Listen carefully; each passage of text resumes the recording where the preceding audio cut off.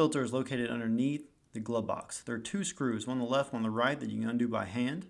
Go ahead and get those off, and then we can pull down the cover next. Just simply pull down this cover from the top and slide down, and it will release.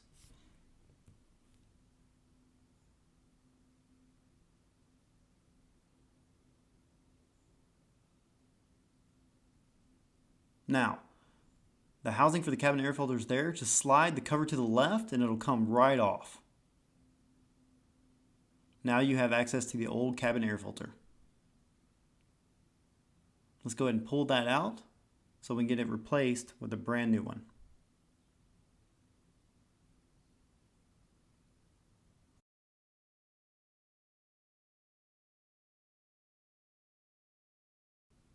Let's get the new one put back in. Once you get it in, we're going to take the housing, push it up, and slide it back to the right, and then you're all done.